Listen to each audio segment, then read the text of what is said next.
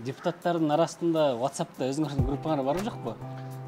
ЖК деген, жогорку кеңеш деген. Мен неменин группасында бармын. Ачыгын айтайын, мен өтө турган партияга немемди коюп туруп элем. Сиз каяктан билесиз анын өтөт экенин? Сиз анткени келдиңиз, адаптация болуп, адаптация болдум, депрессия болдум. Нисахар долбооруна караганда көбүрөөк чарчайм. Сиз неме PUBG ойноп көрдүңүз беле? Жок.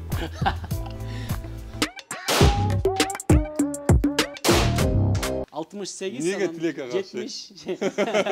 70 канча? Достор, өзүңүздөр көрдүңүздөр, дээримде бар балакемде.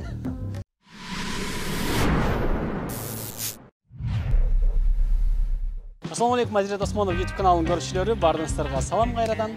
Биз бүгүнкү каарманыбызды, бүгүнкү биздин коногубузду тааныштырууга даярбыз. Ал коногубуз жогорку кеңештин азыркы депутаты Эрулан Кокулов. Assalamu alaikum. Кандайсыз? Жакшы акын жүрөсүз. Мана ден соолук иштер. Жакшы. Кандайсыз байке? Жакшы байке. Эрлан байке менен буга чейин таптакыр интервью кыла эле экенбиз, экөөбүз көп эле жолугуп, көп эле сүйлөшүп, көп эле сырдашып жүрөбүз. Бүгүн болсо биринчи жолку биздин эксклюзивдүү Азирет Осмонов YouTube каналындагы биринчи маегибиз жана биринчи интервьюбуз болот. Сизге удобный дагы, неудобный дагы суроолор болуп калышы мүмкүн. Андыктан бардыгына жооп бересиз деген ишеничтебиз. Аракет кыласыз. Мына депутат болгонубузга буюрса 1 жылдын жүзү болуптур, Кечээ күнү 1 жылдын жүзү болду, годовщина болду деп атабыз. Анан жок, эртең голосованияны объявлять этет. Кечки 8-дерде, 9-дарда эртең болот. 28-inde да, 28 ноябрда. Жалпысынан 1 жыл болуптур. Бүгүн 1 жыл мурун бүгүнкү күндө мен немем агитациям Караколдон бүткөн. Анан ошо Караколдо тоодо лыжа терип жүргөм мен. 1 жыл мурун ушул күндө. Анан эми ошол күнгө кайтып келели анда. Башынан баштайын. 1 жыл мурун кандай мындай сезимдер болуп аткан? Депутат боломбу, болбоймбу деп. Негизи эле бул депутат болуу сиздин негизи мурдагы кыялыңыз беле? Жок. Случайно болуп калдыңыз, чисто случайно. Чисто случайно эле болуп калдым. Мен негизинен кийинчерээк мага бир досум ошону айтып калды да. Мен досумдун мындайча айтканда шефи убагында депутат болчу жогорку кеңештин. 33 жашында депутат болуп, анан мен ушундай сөздөрдү айткан экенмин ошол досумачы. Мына достор деп компанияда отурганда айткан экенмин да. Мен эми биз анда 21-22 жаштагы балдарбыз да. Мен айткан экенмин компанияда отуруп. Туугандар, мынакей достор, 33 жашта жогорку кеңештин депутаты болсо болот экен деп айткан экенмин да. Аны мага кийин эстетти ошол досумчу. Мен бирок ошентип айтканым менен андай целим деле жок болчу, аны сөзүмдү унутуп деле калыптырмын. Бирок ошол баягы мен депутат болгон кезимде ошол досум ошол сөздөрүндү айтты. Бирок мен 2 жылга кечигип калыптырмын. Мен 35 жашында болдум да депутат. 33 болушуңуз керек. 33 болушум керек болчу да. 6 октябрдан кийин эле болуш керек болчу экен ал үчүн, Как раз ошого туура керек болмок экен. Анан эми 1 жыл убакыт өттү мына. Өзүңүз 1 жылдык жыйынтык чыгардыңызбы? Кандай депутат болуп атасыз? Өзүңүз кандай депутат болуп элдерге көрсөтө алдыңыз өзүңүздү? 1 жылдык жыйынтыгымды чыгара элекмин, анткени Азирет мен башынан эле билген, биринчи 1 жыл, жарым жыл деп коелучу. Азыр эле жумуштардын бир аз натыйжасы чыга баштады да, меникичи, анткени биз дагы 2 ай немеде жүрдүк, каникулда жүрдүк, элдер менен жолугушуулардачы. Анан мен депутаттык жашоомдун, кесибимдин немеси жыйынтыктары бул жылы чыкпайт да. Эми жаздан баштап чыга башташы мүмкүн. Сиз анткени келдиңиз, адаптация болуп, адаптация болдум, депрессия болдум.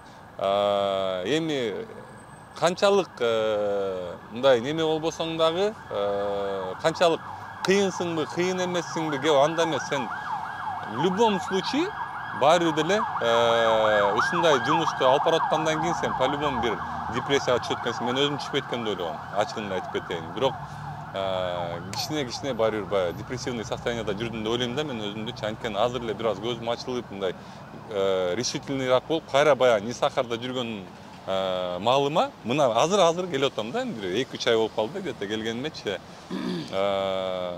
Мен ушул эле депрессияга баягы Нисахар долбоорун баштаганда да түшкөм да.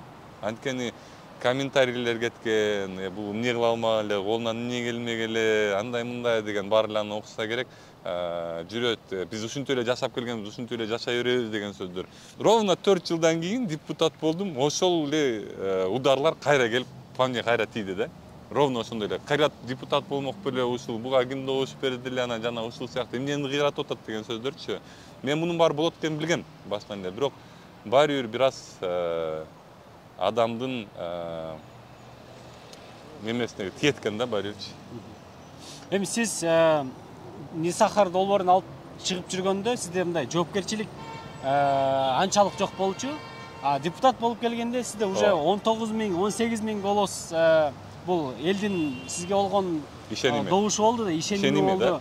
Ошонун баардыгы бул жоопкерчиликти мойнуңузга көтөрүп алып келдиңиз. Андан кийин бир жыл ичинде мындай сизден талап кылгандар да болуп аттабыш керек. Эмнеге сүйлөбөй атасың, эмнеге көрүнбөй кеттиң, эмнеге трибунага чыгып алып кыйкырбай атасың дегендер эми интернеттен көрүп атабыз. Андайлар болуп атат дегендейчи. Анан аларга кандай жооп берет элеңиз? Эми сиз мындай депутат болгонуңузга өкүнбөй элесизби? Жок, мен өкүнгөн жокмун. Башында бир аз өкүнүп кеткем. Азыр адам өзү ошондой болот дейм. Башында бир аз өкүндүм. Анан кийин бирок азыр полностью готов к работе. Анан жанагындай сөздөр ошол эле сен азыркы айтып кеткен сөздөрүң ошол Нисахар малында эле болгон, мен айтып атпаймынбы? Жумуш менен көрсөтүш керек да, Азирет. Мен эч кимге эчтеке деп жооп берейин деген оюмда жок да, чын. Канча суроо болсо, мага ошончо суроо боюнча кала берсин. Адам бир гана жумушу менен көрсөтүп жооп бере алат экен.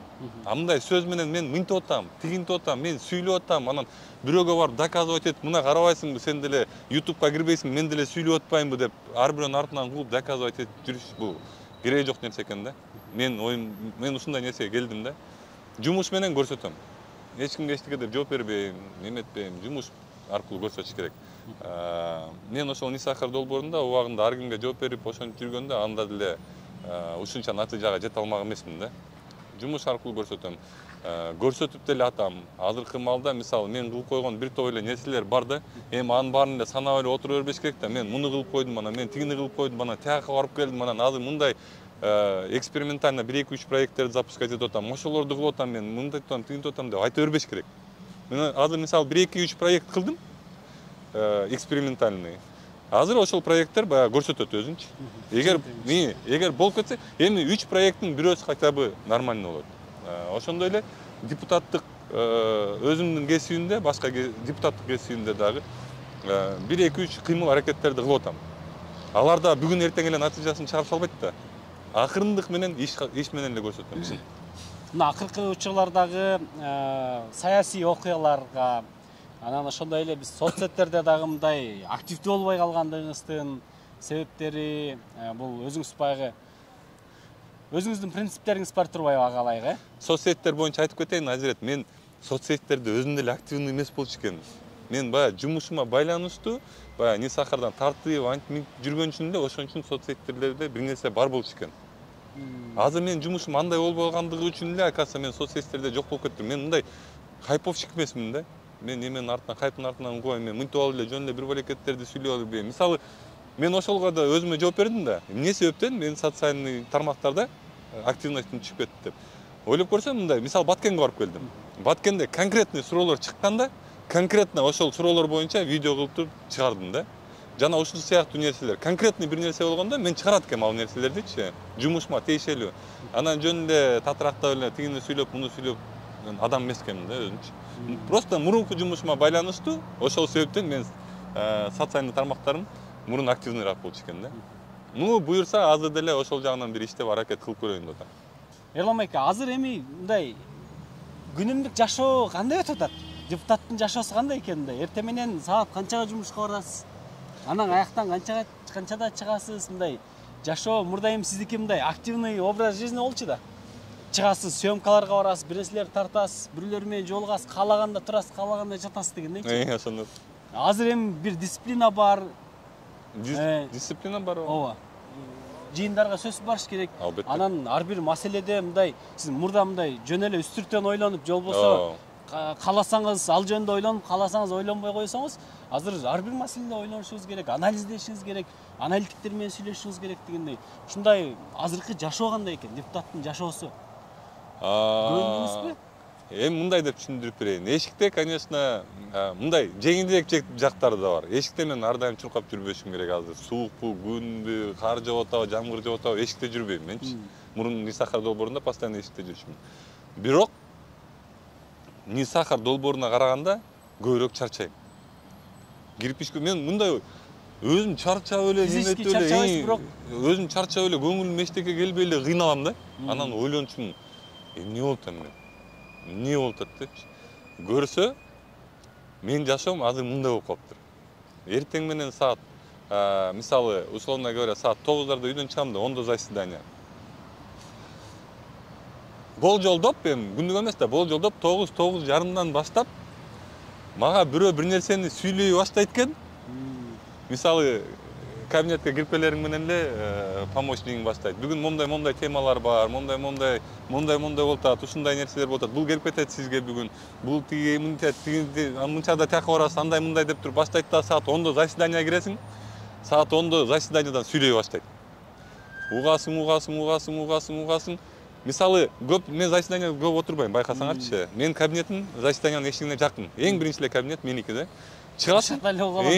Мен чыгып туруп деле, эгер мен даже чыгып кетсем дагы зал заседаниядан, мен кабинетиме кирген малда дагы прямой эфирде тиякта эмне болуп атканын угуп турам. Сүйлөп аткандарынчы. Анан ошентип барып турандан кийин неме болот? Обед болот. Обедте, албетте бирөө келет сага же бирөө менен жолугушуң керек же бирөө ал сага бир нерселерин айтып берет, сүйлөп берет, аны угасың дагы, анан обед бүтөт, кайра келесиң да, анан заседание бүткүчөктү бирөөнү угуп постоянно, мисалы, мен ар дайым активный болуп турат экен да. Ошондон чарчайт экенмин, көрсөчү. Мен ойлоп коем да, эмне мынча эле өзүнчө эле кирпич ташып жүргөндөй эле чарчап эле өзүнчө эле кыйналып берем депчи. Көрсө адам ошондон чарчайт экен. Күндө мисалы 10 саат сен бирөөнү угуп турушуң керек да.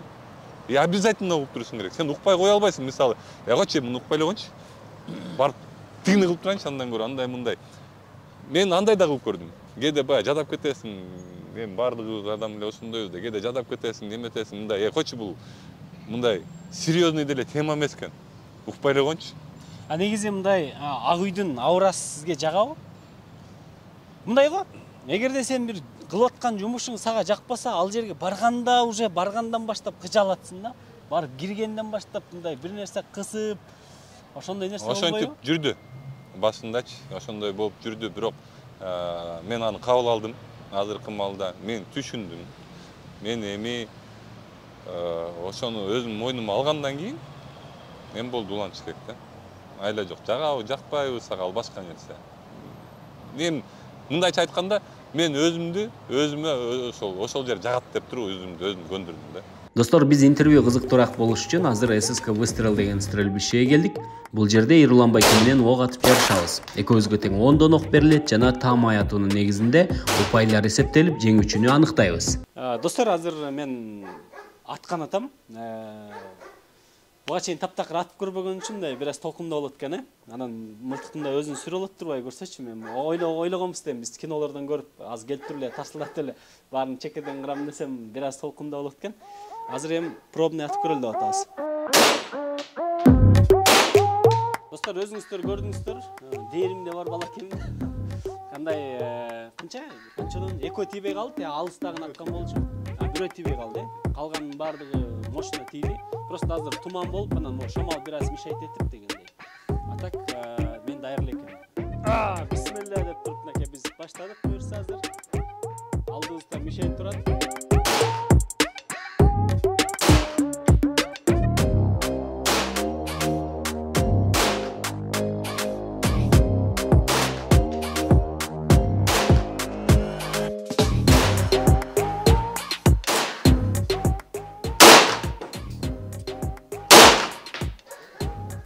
Так. Азыр достор, 10 окта баарын атып бүттүм. Биздин аралык канча болчу?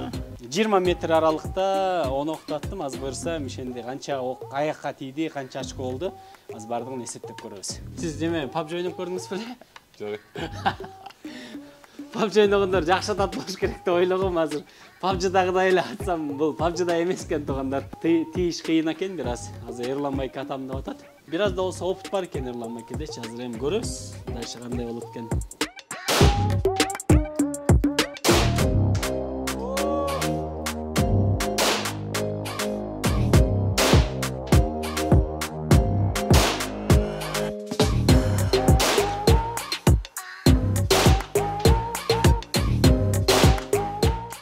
Эрлан байкени көрдүңүздөр болуш керек. Десяткага 2 жолу атты. Бул деген өтө чоң ийгилик десек болот. Болгондо да экөөнү аябай жакын атты. Азыр бир аздан кийин эсептейбиз, бул жактан жыйынтыгын чыгарабыз. Кандай ойлойсуз? Жеңдиңизби же жеңилдиңизби? Мен негизинен ок атканды вообще жаман көрөм.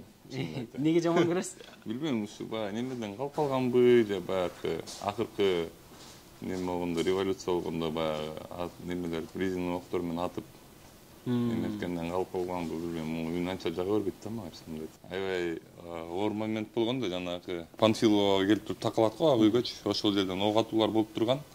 Анан эми ал жерден резиновый пуля болгону менен баары деле жанагы үмүт өтүп кетпеди. Ал кандай тиет эч ким билбейт да. Достор, бул мен аткан мишен, ал эми бул Эрлан байк аткан. Мынакей. Мондай караганда мен уткандай болушу мүмкүн, бирок тилекке каршы 68. Неге тилекке каршы? 70 канча? 72 балл менен бүгүнкү биздин жарыштын жеңүүчүсү Эрлан Кокулов болду баракелде. Кол чабуулар. Биз катып атат турбайсызбы? Сизди неме Баткенге неме болсо эле болчу керек. Эрлан байке, сиз Ынтымак партиясы менен келдиңиз да. Жогорку кеңешкечи. Анан бул Ынтымак партиясы бийликтин партиясы болуп эсептелинет, мисалы. Анан азыркы жогорку кеңештин жана жыйындарын көрүп атабыз. Позициячыл, оппозициячыл болуп экиге бөлүнүшкөн учурлар бар, мисалы.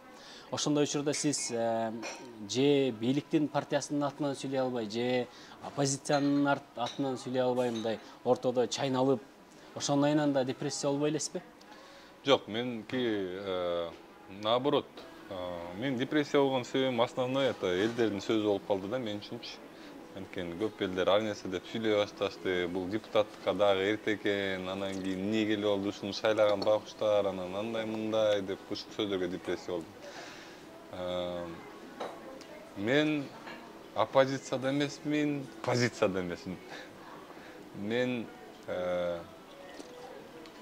ушу колуман келишинче ар бир адамдын эле туура жагы бар, анан туура эмес жактары бар да. Мен эки жакка тең туура жагын туура деп айтам. Туура эмес жагын туура эмес деп айтам. Эки тарапка тең. Анткени кээ бирлер оппозицияны прям укмуш неме кылып алышат экен, мындай. Ошонун эле сөзү туура, ошол эле билет, ошол эле ушундай деп сүйлөп калышат экен оппозициянын дагычы. Жок. Ал оппозициядагы кемчиликтер кетирет, ошол маалда мен оппозицияга да кемчиликтерин айтам. Сиз азыркы маалда бул жерде, силер азыркы маалда бул жерде туура эмес жагын айтып атасыңар. Туура жагын айткыла депчи. Мен жогорку кеңешке келген себебимдин эң эле маанилүү себеби бул мен айткам элдерге, мен тамак ашына адам деп берем дегем да. Анан кийин мындай катуу эле политик болбойм деп айткам, ачыгын эле айтып кеткем башынан элечи.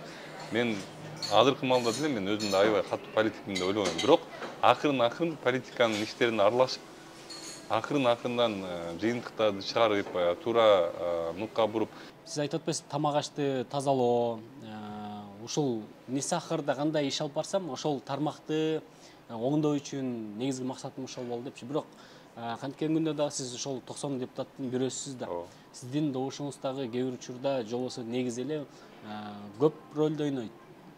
Ар бир мыйзамдын кабыл алынышында, ар бир ошо окшогон маселенин чечилүүсүндөчү. Анан ар бир отурумда, ар бир мыйзамда сиздин жоопкерчилигиңиз бар. Эртең тарых алдында, мисалы, кечеги окшогон Кемпирабад маселесинде бул өтө тарыхый чечим да. Ушул учурларда дагы сиздин добушуңуз чоң роль ойноду да, мисалы.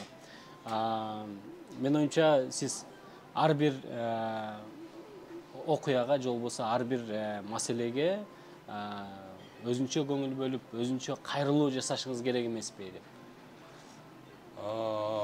Кайрылуулар мисалы мындай бир орчундуураак суроолор болсо, албетте биз зал заседание чыккандан кийин бизди 200 журналист минимум, бер жагында 200 журналист тосуп туруп, албетте биздин оюбузду, ушу чечимибизди сурайт.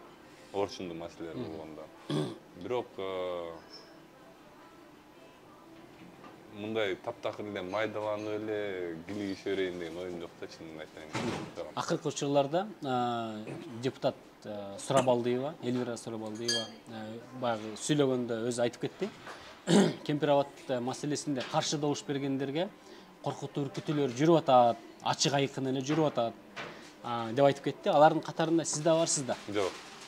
Жок, каршы добуш бергендердин арасында. Сизде бар. мындай коркутуу үркүтүү деген чалуу анча-мынча слишком Эчтеке андай сыяктуу эчтеке уккан да эмесмин, көргөн да эмесмин, эч ким мага келбейт дагы, эч ким мага сүйлөбөйт дагы. Негизи сиз азыркы УКМКнын башчысы Ташиев менен бетме-бет отуруп сүйлөшүп көрдүңүз беле? Жок.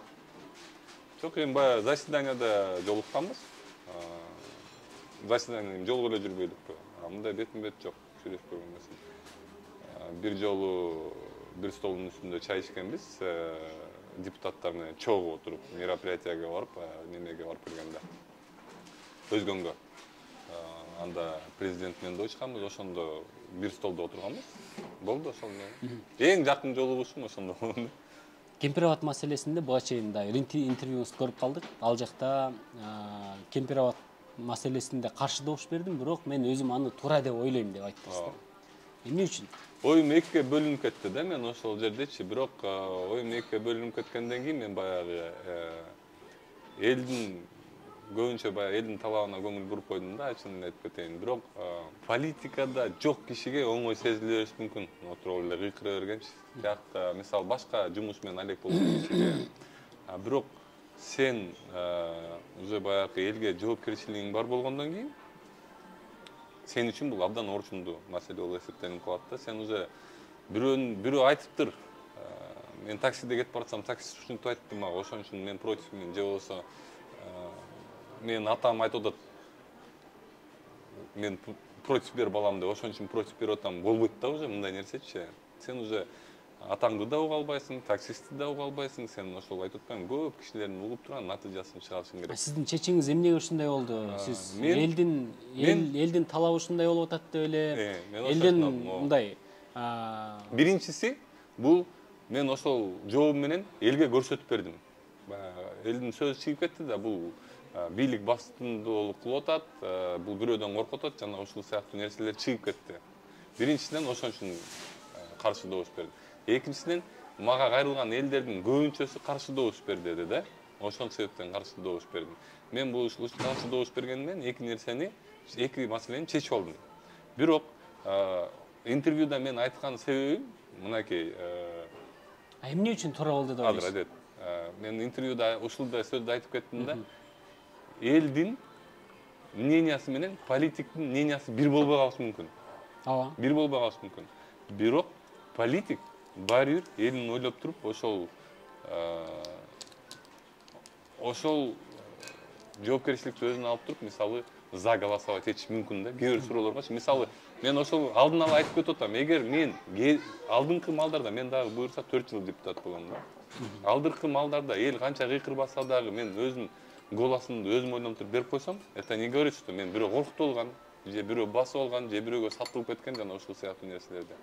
Бул деген мен элдин камын ойлоп атканымды билдирет да. Политиктин жумушу ошондой. Элдин камын билиш керек. Мойнуна алыш керек. Жоопкерчилик кылыш керек.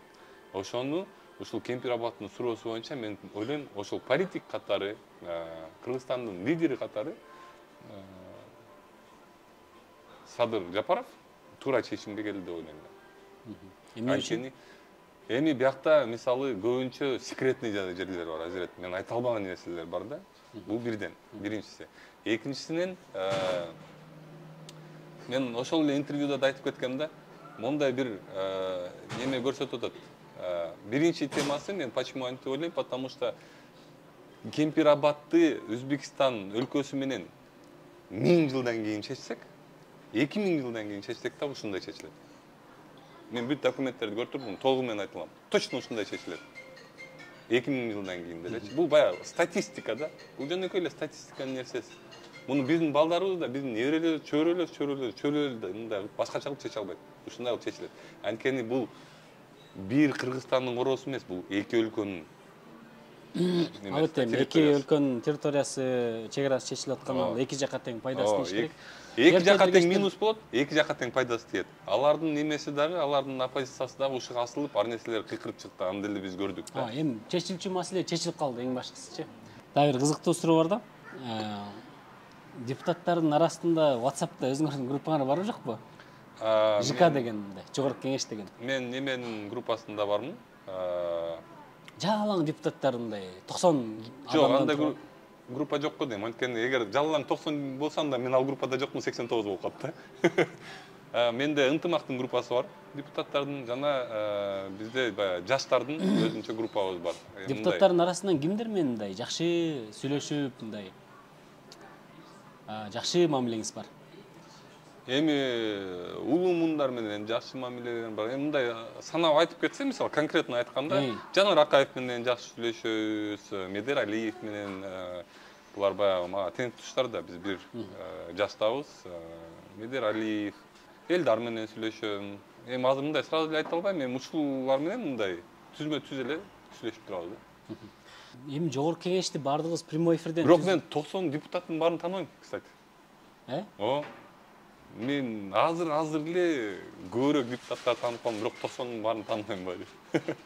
Алар сизди тааныйт. Таанıyt болуш керек эми, мен тааныбайм да, чын.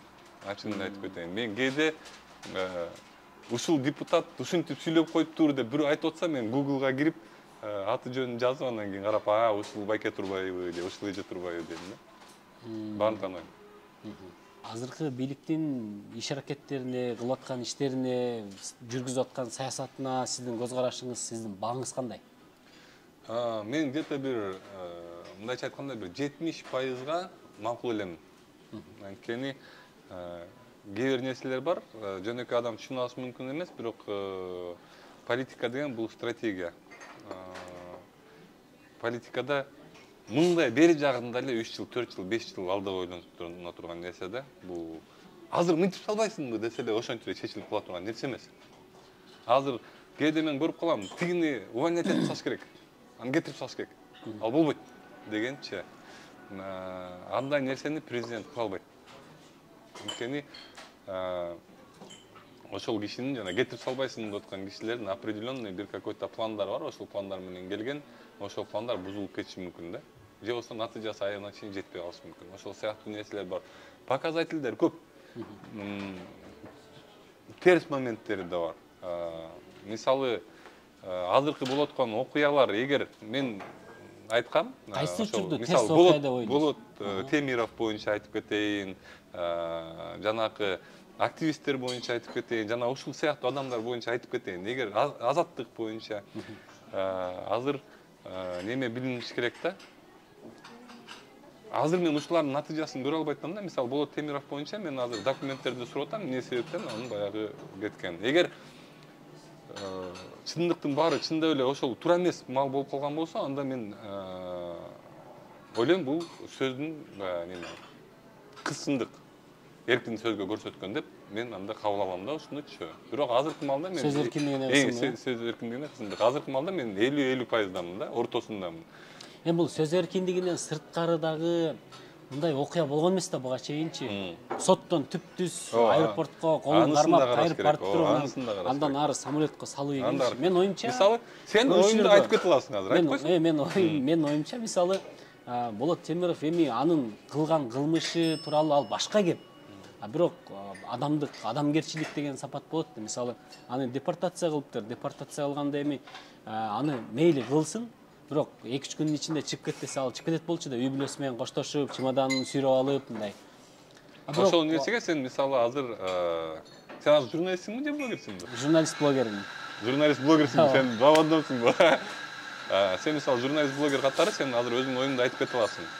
Бирок сен бир нерсени унутпашың керек. Жок, ушул туурабы? Мен айтып аткан оюма кошуласызбы? Койсоң, сен азыр бир нерсени айтып кетишиң керек. Мен сенин аудиторияң бар. Ошол аудиторияң алдында сен жоопкерчиликтүүсүң. Азыркы берген айткан сөзүңөчү. Сен ал жоопкерчиликти өзүң алып туруп ушул сөздү айтып атасың. Менин аудиториям сеникинен чоң. Андан кийин аудиториямдын баары эле мага лояльный эмес. Сенин аудиторияң баары сага лояльный. Анткени сенин аудиторияң, ал сени көрүп аткан адамдар, ал сени билген адамдар, сен аларга жагасың, ошол себептен алар сени көрөт. Сен аларга жакпасаң, алар сени көрмөк эмес. Менин аудиториямда мен аларга жакпаган адамдарда мени көрөт. Алар дагы мага комментарий берет. Ошол себептен мен айтып атпайм, мен оюмду ой келди эле оңго солго айта бере албайм. Мен айтып аткан сөзүм, эмне болгон күндө да сиздин оюңуз керек да. Оюм керек. Сизге оң болсо дагы, терс болсо дагы сиз өзүңүздүн жеке оюңузду айтып турушуңуз керек да. Анан ага жакпай калышы мүмкүн, буга жакпай калышы мүмкүн деп айтпай жүрө берсеңиз. Мен сендей болуп, мисалы, ошол малдан чыгарып кеткени туурабы же туура эмеспи деп туруп, мынтип туруп айтып кое албайм да. Мен айтып атпайм, мен ошол документтер менен таанышышым керек. Эмне себептен ошондой болду? Эмне себептен именно сот бүтөрү менен де чыгарып кетти? Ушул сыяктуу нерсе, мен политикмин. Мен жөн эле адам эмес. Мен жөн эле адам болсом, сендей болду айтмакмын. Ооба, мага жаккан жок. Эмнеге сразу чыгарып калды депчи. Бирок мен политик катары, мен ошонун баарын изилдеп билип туруп, сүйлөп туруп, мен журналист катары мен артыман азыр көп эле мени турап чыгып кетти. Мен ошол адамдар менен макул эмесмин. Анткени алар кээ бир жерлерде мыйзамды бузуп атат. Жоопкерчиликтүү болуш керек. Мен журналист катары жоопкерчиликтүү болушум керек. Мен азыр политик катары, журналист катары жоопкерчиликтүү болгондон дагы 10 эсе, 60, 100 эсе азыр жоопкерчиликтүү адаммын да. Ошол себептен мен мындай сөздөрдүн, мен бирөөдөн корккондон эмес ал, же бирөөгө бир нерсе деп салгандан корккондон эмес. Просто мен оюмду туура жана так жеткирүү үчүн мен ушул нерселерди изилдеп, билип, анан жооп беришим керек да. Мындай оңго солго айта турган адам эмесмин мен. Ачыгын айтып кетейин. Буга чейинки президенттин убадасы бар. Ал азыркы социальный тармактардын баарында эле жүрөт. Куугунтук болбойт, жана ушул сыяктуу нерселер болбойт деген сөздөрү интернетте тарап эле жүрөт да. Анан кийин эми муну мисалы азыр бул нерсени элдер азыр эле талап кылып атпайбы? Бул нерсе бир 1-2 айдын ичинде эле билинип калат. Канчалык азыркы маалда Кыргызстанда сөз эркиндиги басымдуулук болуп атат же басымдуулук эмес болуп атат депчи. Мен бирок ишенгенге аракет кылып атам. Президент өзүнүн сөзүн кармайт го депчи. Азыр сөз эркиндиги басым болуп атат, болбой эле. Басым болобу депчи. Азыркы маалда менин оюм боюнча эгер конкретно мени сурап атсаң, мен ойлойм. Басым болуп атат депчи. Бирок мен сага дагы бир жолу айтып атам. Мен бул менин оюм да. Эми мен политик катары жообун беришим керек да. Ошо политик катары жообум мен. Ушул нерселердин эмес. Сиздин өзүңүздүн өзүнчө анан политик катары сиз менин аналитикам боюнча сөз басымдуулук болуп атат го деп ойлойм. Мен аналитикам, мен өзүм башымдагы аналитика боюнча. Бирок мен дагы бир жолу айтып атам сага. Эми канчалык понимаешь? Юридикалык жактан караш керек да. Анан кийин голословно эле кыйкыра берген болбойт да. Эрлан аке, буга чейин шайлоого катышаардын алдында сиз кайсы партияга барарыңыз, жаштар кайсы жакка чогулары, кайсы партияга биригери, аябай мындай интрига болду да. Анын үстүнө бул шайлоого жакын элдерде дагы жаштар келсин деген талап болду, жаңы жүздөр келсин деген талап болду. Анан туруп эле анан жаштар бир партияга чогулабы десек, жаштар ар кайсы партияга чачырап кетишти. Анын ичинде сиз Ынтымак партиясына, бул бийликтин партиясына кирдиңиз. Эмне үчүн Ынтымак партиясын тандадыңыз? Эмнеси менен кызыктырды бул партия сизди? Эң башынан айтып кетейин, мен шайлоого барайын деп калганда эми баягы көп эле партиялар чыкты да магачы. Чогуу кетеби депчи. Эмнеге мен жаштар партиясын тандаган жокмун? Анткени мен буга чейин силер билгендер реформа партиясында болгом. Реформада болдуңуз. Кийин эл үмүтүнө кошулабы, кошулбайбы деп чакырган бирок, мындай да. Мен ошол реформа партиясынан көп практика өттүм да, мындайча айткандачы. Мен көрдүм кандай экенин, эмне экенин, жана ачыгын эле айтып кетейин. Салмактап санап көрдүңүз. Кээ бир жерлерде баягы жашбыз эми, конечно, жаштар баарын бири-бири поддерживать этиш керек, андай мындай. Бирок кээ бир жерлерде жаштар деле жаштык кылып коет да. Жаштык кылып коет экен. Кээ бир баягы тура жыйынтык чыгара турган жерден мындай амбицияларга алдыртып, кызыкандуулук алдырып, туура эмес натыйжалар чыгарып койдук да, реформа менен чыгарып коеттук да. Анан жаштар дагы сразу айтып кетейин, бири-бирин укпай койгонда маалдар болуп калат экен да. Буга себеп мисалы 9-октябрь. Мен 9-октябрда айттым да, жакшы эле айттым. Улуу мундагы политиктерге кошулбай эле койбойлу депчи. Болбой эле кошулбасын да мисалы. Керек мындай тигиндей депчи. Эми мындайча айтканда, жаштар менен конфликтный ситуация көбүрөөк болуп калат экен. Анткени баягы бири-бирин угуу, амбицияларга алдыруу, жаштыкка алдыруу, көп нерселер ушундай нерселерден болот экен. Ошол себептен мен айрым жаш немелерге кошулган жокмун. Эмне үчүн ынтымакка кошулдуңуз? Партияларга. Мен ачыгында айтып кеткем, мен деген ошол агитация боло элек деле айткан, мисалы, мен деген бул депутаттыкка акыркы жолу кое атам. Эгер ушул малда өтсөм өтүп кеттим, өтпөсөм өтпөйм депчи. Ачыгында айтайын, мен өтө турган партияга немемди коюп туруп элем. Сиз каяктан билесиз анын өтөт экенин? Мен айтып атпайм, мен реформада болгом. Мен жаш партиялардын иштегенин көргөм. Кээ бир жерлерден жөнөкөй эле неме жетпей калат, профессионализм жетпей калат. Мурун немелерге катышкан эмес. Эми 1 жылдык депутаттык мөөнөтүңүз кетти уже. Дагы 4 жылыңыз калды, Алла буйрсачы. Анан өзүңүздү кандай депутат катары тарыхта калтыргыңыз келет? Кандай мындай пландарыңыз, иш аракеттериңиз бар? Мен атам айтат да. Адам тарыхта болобу, же болсо өзүнүн жакындарында болобу, бир нерсе менен өзүн көрсөтүп алат депчи. Бул эмгек менен да. Эмгек менен буйрса тарыхта да калабыз, көп жумуштарда да калабыз. Кыска нуска. Кинодогудай эмес. Жок, кинодогудай эмес, ал мындай. Деген музыка. Мен жашоомчу барган сайын реалистичный болуп бартат да. Барган сайын так жана реалистичный болуп бартат. Мындай мен мурункудай болуп мечта анан андай мындай деген нерселер жок. Конкретный задачалар бар, конкретно решать этиш керек болду. Башка мындай. Негизи жаштар көбүнчө ушундай мындай романтик болушат. Романтика алдырып да. Бир нерсени аябай чоң ойлонушуп, анан көбүртүп, жабыртып. Азыр эми ал нерсе, сиз ал нерседен өтүп, реалдуу нерседен өтүп калдым. Мен конкретно реальность керек болуп калды да. Мен деле кээде мындай неметип кетем. Кыялданып кетем кээдечи, мен делечи. Бирок менин жүрөк жаш деп, менин опытым, мен өткөн жол мага ар дайым жообун берип турат деп айтат да. Конкретно мелочь болсо да, бирок конкретно болсун деп. Ерлан байке, азыр бүт бардык жакта кризис. Экономикалык кризис, саясий кризис, сүйүү кризиси деп коеюн. Бүт эле ушундай болот. Кымбатчылык, эми жакшы жактары деле бар, мындай жакшы жашагандар жашап атат, бирок көпчүлүк мындай неме экономикалык кризиске эми дүйнө учурат деп атабыз, анын ичинде Кыргызстан дагы бар. Азыр Кыргызстандын абалы кандай болуп турат?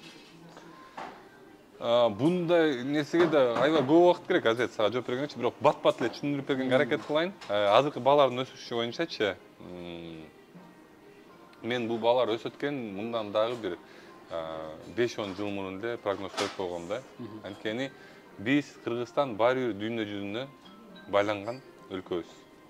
Биз ушул жер шарында жашайбыз, баары бир башка жакта жашабайбыз. Биздин ортодогу бул жердеги баалар баары бир дүйнөлүк экономика менен байланышта бар да.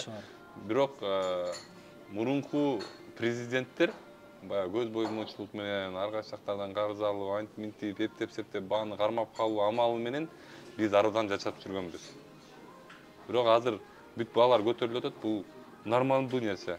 Мен буга чейин деле бир интервьюларда айтып кетсем керек эле, депутат болгучак делечи, баалар көтөрүлөт. Буга көз карашыңар туура болуш керек депчи. Ушул боюнча мен точно сага айтып кете алам да, анткени мен образованием экономист өзүчү, по идеечи. Андан кийин баалар өскөнү бул азыр элдерге кичине удар жана шок болуп атат. Бирок адамзат өзү ошондой болот, канчалык кыйынчылык көрсө, ошончолук жакшыраак жашаганга аракет кылат да. Так что баары эле жакшы болот буюрса. Сизге чоң рахмат. Келип убактыңызды бөлүп, анан өзүңүздүн позицияңызды, көз карашыңызды эл менен бөлүшүп, жаңылыктарыңызды айтып дегендей. Буюрса активныйраак болуңуз соцсеттерде. Аракет кылабыз. Ар бир чыгарган чечимиңиз тууралуу түшүндүрмө, өзүңүздүн позиция ойлоруңузду сизди буга чейин колдоп келген эл дагы байма-бай мындай арт артынан билип туруусу керек деп ойлойм да. Ошо сизге ийгилик. Кубанычтабыз көргөнүбүзгө. Жалпы сиздин коллегаларыңызга сизге ийгилик каалайбыз. Көрүүчүлөргө бир кайрылып койсоңуз болот. Көрүүчүлөргө кайрылганым эми азыркы малда көп нерселер түшүнүксүз болуп атат болуш керек, көп нерселерге баягы башыңар айланып, азыр Кыргызстандын бар эле политикта башыңар айланып неметип атса керек. ошо баягы биздин политикада болгонубуздун бир чети жакшы чети бар экен. Эл политикада болгончу анткени менде болгон жаш политиктерге жардам берип, кээ бир жерлерден баягы көзүн ачып, өзүнө келтиртип турат экен. Айтарым эми мен өзүмдүн немемди лично айтсам, көп переживать этпегиле. Анткени переживать эткен нерсенин баарын ден соолукка зыян. Буюрса мен общий кылган аналитикам боюнча Кыргызстан баары бир алдыңкы малдарга, жакшылыктарга жетишет да. Эми эртең бир күндө деп айтпайм, бирок бир 15-20 жылдан кийин мен Кыргызстанды жакшынакай мындай өнүгүп өскөн өлкө катары көрөм деп ишенем да. Мына ушуну менен бүгүнкү биздин чыгарылышыбыз соңуна келип жетти. Бул видео тууралуу, бул интервью тууралуу сөзсүз түрдө пикириңиздерди калтырып, анан лайктан басып, видеону башкалар менен да сөзсүз түрдө бөлүшүп коюңуздар. Биз менен болгонуңуздарга ыраазычылык билдиребиз. Кийинки чыгарылыштарга көрүшкөнгө чейин саламатта туруңуздар.